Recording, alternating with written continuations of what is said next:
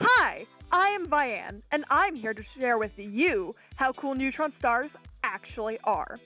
So, neutron stars, right? What are those? Well, they are truly the spiciest of star corpses, due to how much they can teach us, giving insight into everything from gravitational waves, the creation of heavy elements, to even dark matter. Anyway, before we begin, let's get a few things out of the way while you look at these pretty artistic representations and actual pictures of neutron stars. First, to dispel a disturbingly common misconception, a star is not made of fire. It is made from the fusion of atoms, or in other terms, nucleosynthesis. What is nucleosynthesis? Well, it's the process of two atoms' nuclei, nucleus plural, smushing together. This begins with the most basic element of the universe, hydrogen. The hydrogen nuclei fuse, turning into helium, and that process releases energy. As the nuclei continue to fuse together over and over, more and more elements are produced, releasing more and more energy. Eventually, the fusions produce iron. Until iron is produced, the fusion of every element gives off energy, pushing against the star's gravity, keeping it alive. However, the fusion of iron takes energy instead of producing it, causing the process to break down. When the fusion stops producing energy, gravity wins and squeezes the star, causing the star to get smaller and smaller until eventually subatomic particle fusion begins. But that's a topic for another video, causing an explosion called a supernova. The second thing to understand is the concept of spacetime. Yeah, that's not just a science fiction thing. Space-time is exactly what it sounds like. A combination of distance and time. A good model to help understand this is to think of the universe as a rubber sheet. Picture everything in the universe as having its own place on this sheet. Objects sitting on the sheet make dents. Objects with heavier gravity make larger dents. Objects moving on the sheet near each other create wrinkles on the sheet. Ripples in spacetime. These ripples are known as gravitational waves. We'll get there in a minute. Now, here's that last bit of info you are probably going to want to know. Einstein's a genius. You probably have heard that before. But here's something you might not know. It has been 100 years since his theories were published, and we are still finding new information to prove them. The E=mc² equation, that really famous one about the speed of light that led to atomic bombs, you know what that ties into? Space-time and gravitational waves, baby! Einstein is the one who looked at Newton's theories and went, oh yeah, here's how this works on a grand scale. In 1974, Einstein had the audacity, 20 years after his death, to be proven right again when gravitational waves were first detected. So yeah, Einstein, the physicist everyone loves to hate. Not really, the man was a genius.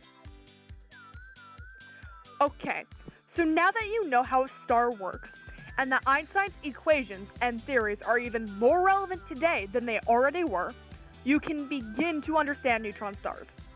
Neutron stars are the remains of really big stars. Really, really big stars.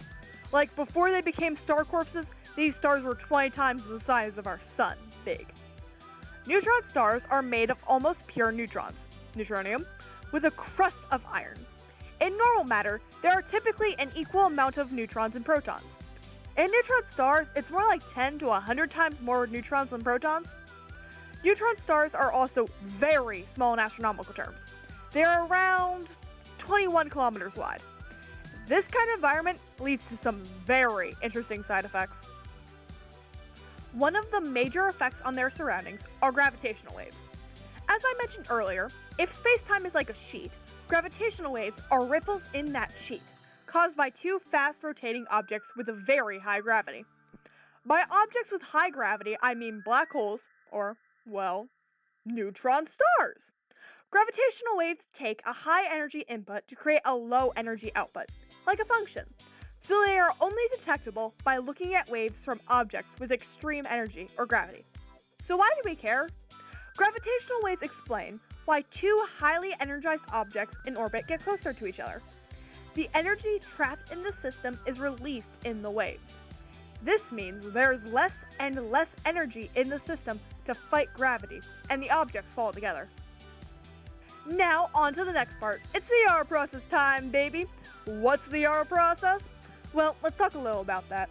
As we learned before, stars use fusion to make elements in their cores up until they make iron. But as we can all clearly see/know, look around you, there are elements heavier than iron. Gold, silver, platinum, lead, etc.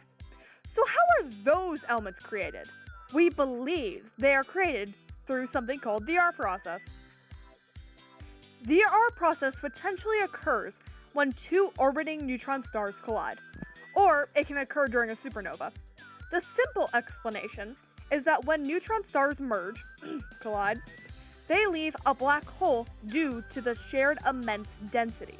But before the black hole forms, there's a bunch of energy exploding out, causing nuclei to smash together, making those heavier elements. And we have pretty good evidence of this. Nothing confirmed without a doubt, of course. Not yet, but we think we got it. In 2017, something was caught in the NASA Goddard Space Flight Center lab. An actual neutron star merger. We got a picture of the exact instant before a black hole was formed in the galaxy 4993. Isn't that such a wonderfully creative name? Showing us what we believed to be heavy elements formed and rushed out before the black hole was created. We know this because the light frequency refracting off the matter matches what our predictions of the light frequency refracting off the matter formed in a neutron star merger would be. And now it's time to explain my favorite part to all you poor unfortunate souls. It's dark matter time! But Vianne, what's dark matter and what does it have to do with neutron stars? Well, to quote a real astrophysicist, Dr. Itzhak Goldman, look him up, he's great, dark matter is kind of a magic stuff. It has gravity, but its interaction with ordinary matter is very small, very weak, because otherwise we would have detected it in all kinds of laboratories. So to explain why we think it's real, galaxies have a center that everything inside it orbits. These orbiting things, solar system, gases, stars, etc., are moving at a certain speed due to the mass they have. Mass is kind of like the weight and density of an object, and the amount of mass translates to the speed the matter is orbiting. Some of these things, stars and gas, have been required to be stationary at the outskirts of galaxies, instead of moving way faster, as Newton's theories would suggest from the visible matter shown. This means one of two things. Our calculations of gravity are wrong, or there is more matter. Dark matter. So currently, there is visible matter and probably dark matter. Visible matter does not mean it just interacts with light. It means the matter interacts with something that is calculable. For our equations to be right, there either has to be invisible matter or, well, the theories are wrong. No one has found a better answer than dark matter yet, though, and it's not for a lack of trying. So how does this tie into neutron stars?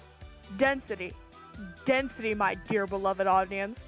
To get why density is important, let me explain something called the strength of interaction. Think of a wall and a beam of photons, light particles. The strength of interaction is how likely and easy it is for the photon particles and the atoms in the wall to hit each other, to interact. So two blocks of wood hitting each other are more likely to interact than a neutrino hitting literally anything. Now, how does the strength of interaction tie into neutron stars and dark matter? It could be how we get measurable proof of dark matter's existence. Since dark matter has not yet been found by any other types of measurements that have been come up with, our current best hope of directly finding it is by dark matter interacting with the extreme density at the core of a neutron star.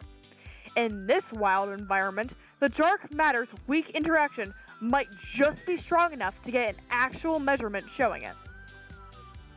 With all of this in mind, convinced you are of the sheer insanity neutron stars provide, understanding has been brought to your mind. Or at least I've explained gravitational waves, the R process, and dark matter as well as someone without a PhD in astrophysics can explain it. Well, off to my next topic, how gravity shapes galaxies. Check back in with me in a couple months to hear about what I've learned. If you have a topic you'd like to hear more about, email me at viandscience2021@gmail.com. In the meantime, I'd like to give a particular thanks to Dr. Goldman at Tel Aviv University, and to all my other mentors and sources, who are listed in this video's description. Couldn't have done it without you. Thank you.